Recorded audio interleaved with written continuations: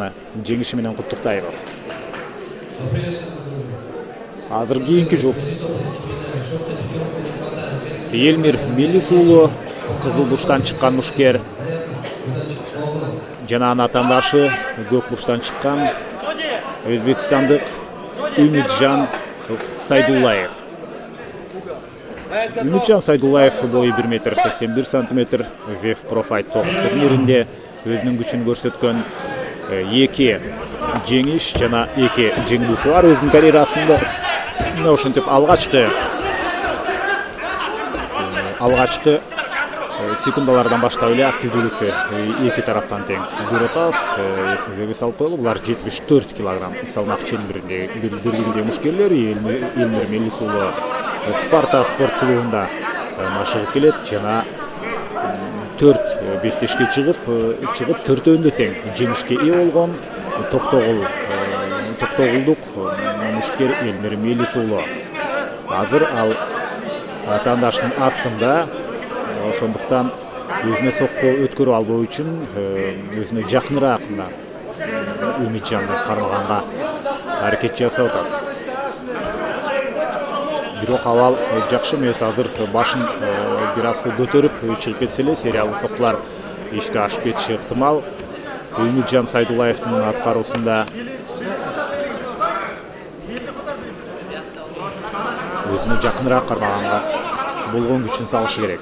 Бул абалдан азыр кутулуп кетүү деле оңой эмес. Ошондуктан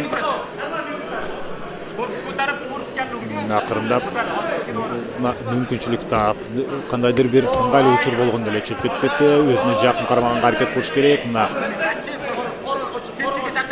Жана Үмүтжан Сайдуллаев азырынча активдүүлүгүн көрсөтпөй, ыңгайлуу учурду гана күтүп жаткандай.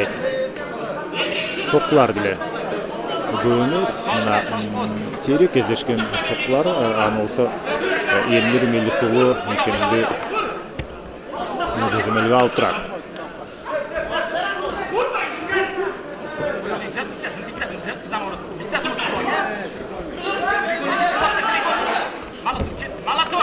Эми гана кутулуп кетейин деди эле, бирок баары бир бул абалдан чыгып кете алган жок. Бир тарабында мына тор бар, экинчи тарабында атаандаш бар. Ошентип Элмир Мелис уулу алгачкы мүнөттөрдөн баштап эле ушундай партерде ыңгайсыз абалда беттешке өткөрүп келе жатат. Жана азыр мына бир топ оор соккуларды ишке ашырды. Үмүтжан Сайдуллаев дагы деле мына чабуулга чыгат. Кара куш мээге сокку жатканга мүмкүнчүлүк жок. Мына үстүртө босток чабуулдар.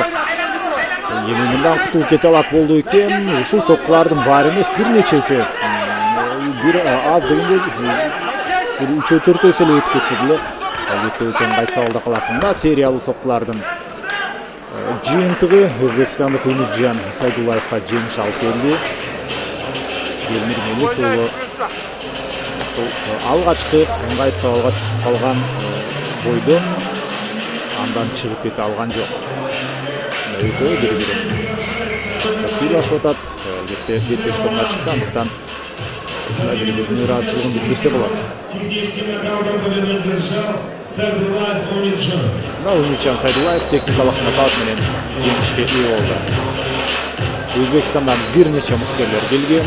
Алардын кээ бирлери жеңишке ээ болуп атат. Азыркы Үмүтжан сыяктуу көпчүлүгү жеңилүү жасында тартты.